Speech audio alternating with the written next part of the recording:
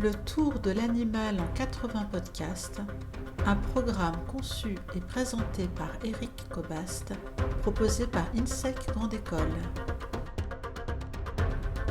Saison 2, l'animal des animaux. Épisode 14, Darwin et la filiation de l'homme.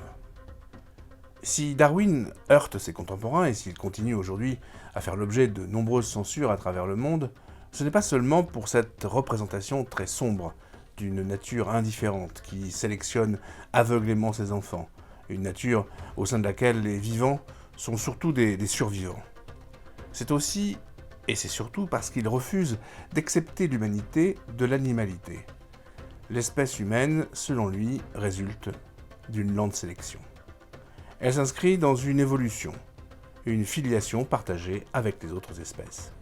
Et il affirme, je cite, « Si considérable qu'elle soit, la différence entre l'esprit de l'homme et celui de l'animal n'est certainement qu'une différence de degré et non d'espèce. » Plus loin, il ajoute, « L'homme descend d'un quadrupède velu, ayant une queue et des oreilles pointues, vraisemblablement grimpeur en ses habitudes. » Plus loin, il lui faut imaginer une origine, alors c'est une origine complètement fantasmée, puisqu'il évoque, je cite, « les brumes du passé.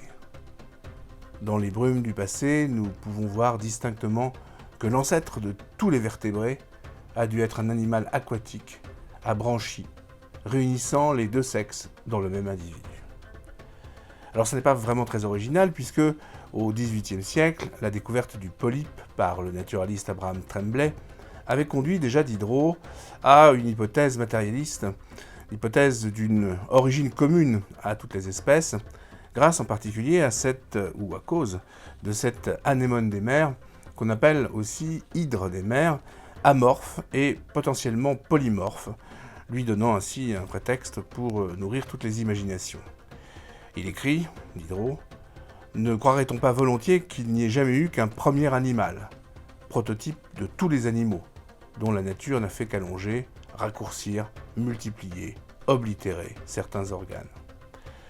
L'organisme informe et primitif, qu'imagine Darwin, et d'où naîtraient toutes les espèces, est du même ordre.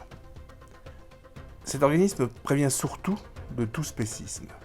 Et c'est là où logent les véritables conséquences de cette théorie, au fond, renversante.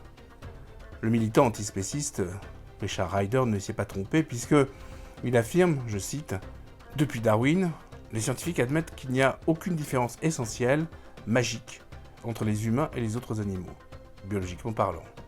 Pourquoi dès lors faisons-nous, moralement, une distinction radicale ? Après tout, les hommes ne seraient-ils pas des animaux comme les autres ?